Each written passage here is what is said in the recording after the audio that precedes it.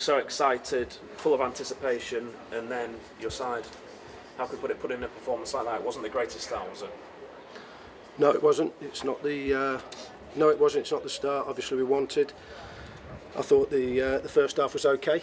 I thought we passed it okay. We created a few chances. The keepers pulled off two real good saves. We've hit the bar.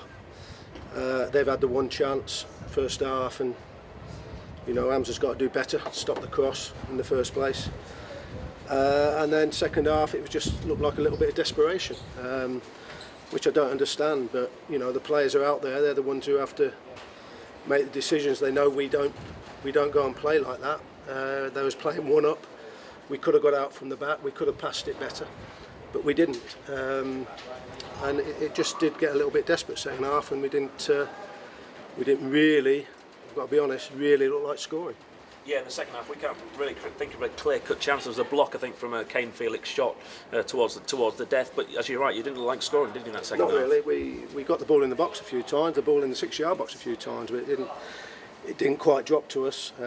Whether we was hungry enough to get on the end of those balls that were dropping in there, maybe not. But obviously, like you say, it's not the start we wanted. But it's the game we're in. It's happened. We've got a game Tuesday, and we have to bounce back. How are the players in the dressing room after that? Quiet, obviously disappointed. We know what we're about. We know we can do a lot better than that. Like I say, first half, I'm reasonably happy with the first half. I didn't see them scoring other than obviously the chance they had. The keeper has certainly kept them in it. He's made a good save from Josh at the end from the free kick. You know what Josh has done with free kicks over pre-season. 2 or 3 saves from the keeper has maybe, cost us. I'm not going to say a win, but certainly a draw. Apart from their free kick second half, which is at the post, they never looked like scoring. Disappointing day for us. Not the way we wanted to start. But you have to have broad shoulders, and we have to bounce back on Tuesday.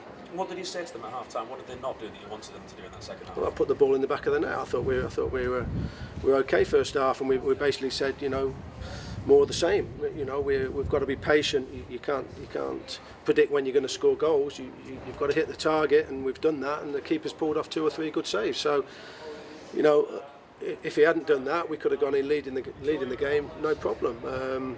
But we didn't. He made the saves, but we didn't continue to play second half how we did first half. Do you think there were too many square balls at times in the second half, and instead of trying to get the ball forward, there was the opposite. That's what I'm saying. It was the opposite. That was our problem. We were banging the ball forward. I don't know where the square passes. I wish they were. I wanted the square passes. I wanted us to get it out wide, get it to the fullbacks if we could, and maybe coming from a different angle. So. Maybe he was watching a different second half to me that's what I'm suggesting. That Josh Law was down here, wasn't he, in acres of space, and we kept saying he's. No, but you just said there was too many square balls. No, there wasn't. There was too many balls, desperate balls to try and get in behind and try and pick up the seconds, which you can't be like that. There's times when you have to do that, and there's times when you do that, the balls have to be better, into the front man better, down the sides for the men getting in behind has to be better. We could have played out a few times. We changed it. We wanted to get Mokes on a little bit more to try and get the fullbacks a little bit higher up the pitch to try and play a little bit higher, but it didn't work.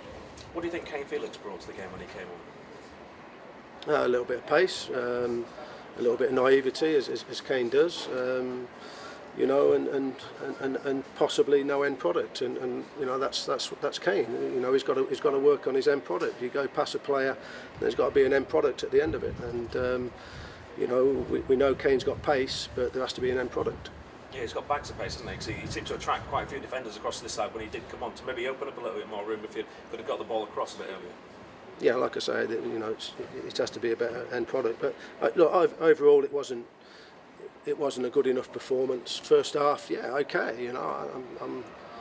If we think we're going to come out and we're absolutely going to pass it around teams and score 2 or 3 goals going in at half time, we've learnt today that's not going to be the case. These teams are organised. I thought Telford were decent. They looked well organised. They knew what they were doing. They looked lively. Like I say, they didn't really look like scoring apart from the one they've got. So that's disappointing. When we don't score, we've got to make sure that we maybe pick up a point and we keep a clean sheet, but we haven't done that. think it's a bit of a wake-up call today then, to maybe not just some of your players, but some of the support in the ground as well? No, I don't want to start going down that road because, we start talking about a wake-up call. What does that mean? That we think we should be doing this, we should be doing that? Not for 1 second. It's not a wake-up call to me, to my players. We know how tough this league's going to be. It's proved it in the first game. So, I don't really understand your meaning of a wake-up call, because we're not naive enough to think that we're just going to come over that white line and win games. I think that's possibly been a little bit disrespectful to how we've prepared for the season ahead. It's one game. It's one game. We've got the whole season to go now. You never want to lose the first game. You always want to start well at the first game. We haven't, and we've got to go and show on Tuesday that we're big enough to bounce back. Was Hamza injured? Is that why he took him off? Was on holding his back again? Yeah, that's it's a little bit of a problem for him.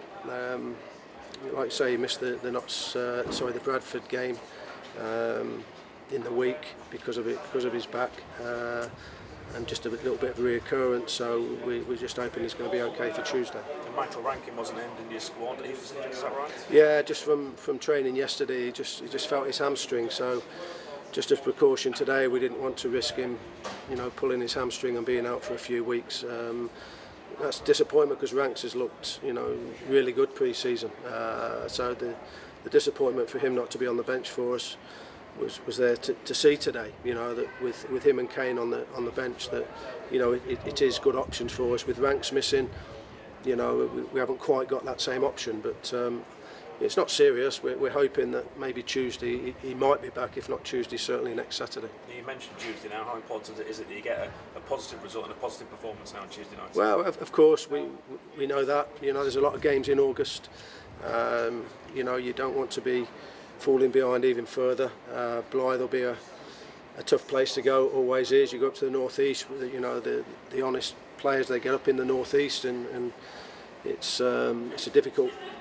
Always a difficult place to go up there, but we're better than that. We're better than that, and we've got to go and show that. And like I've said, every fan will go home disappointed, and I understand that, and I understand the performance. Second half certainly wasn't good enough. First half, like I say, was okay. It could still obviously be better, but it was okay.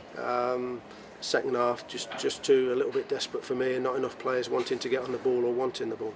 That's the York City manager Gary Mills talking to us live on BBC.